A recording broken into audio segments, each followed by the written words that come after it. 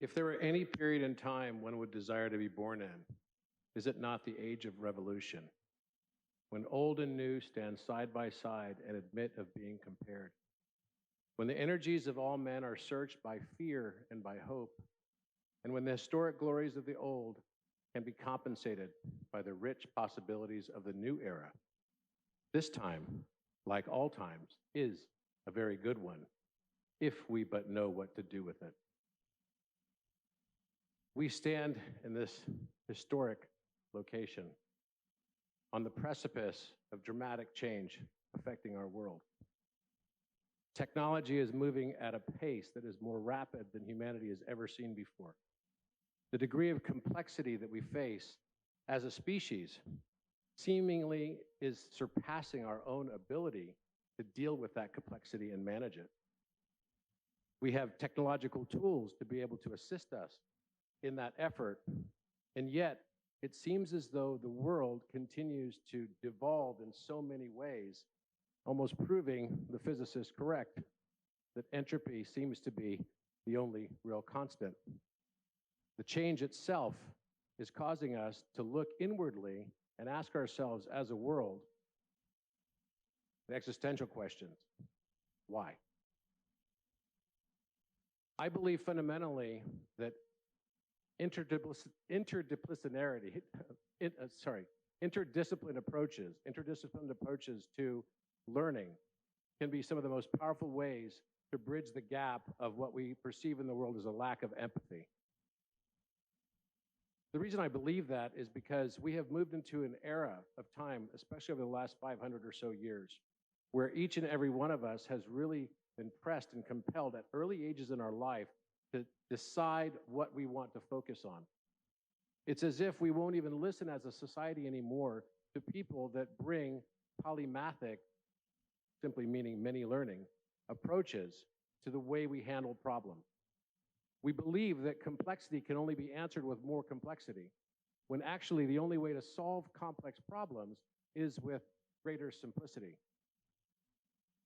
We forget very often that all of the different disciplines within education are all interrelated and connected. We could start with mathematics. Applied mathematics is what we would call geometry. Applied geometry is what we would call physics. Applied physics becomes chemistry, and applied chemistry becomes biology, and applied biology becomes psychology, and applied psychology becomes sociology, and applied sociology becomes philosophy, and applied philosophy is back to mathematics. When we start to realize that everything is connected, that each and every one of us is living not in a universe of separation, but a U-inverse of experience. It makes me think that the challenges we face in society can actually be tackled when we can work together and stop placing all of our focus and attention on these hyper-specialized approaches of reductionistic thinking. We've all gone down this path that is a devolutionary path, unfortunately. We've forgotten that philosophy is such an important aspect of society, that spirituality is the core thesis for all higher learning. One of the things that I've been working on for the last several years in mathematics and in cryptography in particular is a means to be able to harness this power of polymathic approach across these disciplines in technology, in patents, intellectual property. All of these different areas are areas that I would like to be able to advance technology in. But we need a platform where we can have the freedom to speak what we believe. We live in a world today where freedom of speech has been encroached upon in ways that has probably not been seen for hundreds of years. We are so afraid that we are actually dumbing down in many instances where intelligent people are forced to say less intelligent things or not to share for fear of offense. And ultimately, I think it's only because we lack empathy, because we're unable to see other people's viewpoints and perspectives. If we can actually open our minds to be able to see different perspectives and perceive different perspectives and listen with our hearts, then we're able to become heart-led. We've lived in a society that's become so logos-oriented. We're all talking about artificial intelligence. Well, I don't necessarily believe even in the word artificial, because all intelligence is intelligence that comes and emanates from a divine source. So all intelligence then has to be considered equally. I fundamentally believe as well that we have an opportunity here at this Vatican conference to be able to share our minds, share our thoughts and our feelings, and also that we can do and use technological approaches to advance our agendas for benefit of all. When one man is hurt by a policy, then every man hurts. The hurt of one extends to the many. E pluribus unum. Yesterday was the 4th of July. From the many come the one, and from the one expands into the many. I believe we're all just divisions of that number one. And if we can remember that and remember our place in this world and be able to work together to bring polymathic solutions, those solutions that can cross chasms, can cross boundaries, can be bridges of connection, bridges of empathy, then I think we have a chance in this world. If not, our future is pretty scary. It's dystopian. The advent of AI can be and feel and act and be very dystopian. This concept, but it's all in our perception, because the difference between the optimistic child and the pessimistic child is a quick story.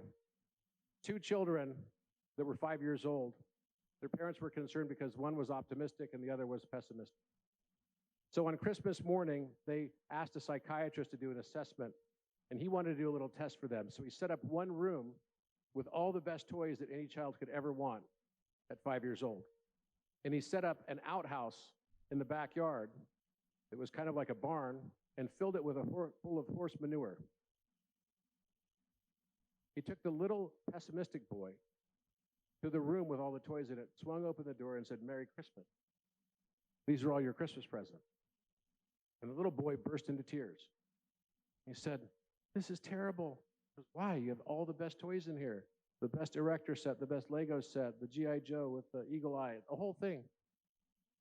And he says, "Yes, but I'm going to lose these toys. Some of them might get stolen by some of the people that come and play with them. Some of them are going to break." So the psychiatrist looks, he says, "Wow, you're really depressed. This is depressing." You really are pessimistic. So he takes the little optimistic boy to the outhouse, swings open the door, and it's full of horse manure. He says, "All of this is yours, this horse manure." And the little optimistic boy jumps up and down, and he screams. He says, "Oh, boy, I'm so happy." He says, "Why are you so happy?" He said, "Well, with all this manure in here, there must be a pony in here somewhere." How we perceive the world is not actually what happens to us, it's what we believe happens. Our perception defines our reality. If we are looking for offense, we become the hammer that seeks the nail of being offended. We live in a time where each of us can have a big impact on the world. In my way, I've tried to create a platform where people can share their free thought and free speech on a platform that allows for a balancing, a democratization of information, because information and data is now the world's most valuable asset. Your data is the most valuable thing that you can have. Why? Because it is tantamount to your own individuality. Who you are as a person is now an extension through your data to the world around you. Deplatforming, people being told what they can and can't say, censorship are pernicious problems across society. So we created a cryptographic protocol that is used as a messaging platform for the large group social chat category. Presently, there is no system to be able to have your own social media.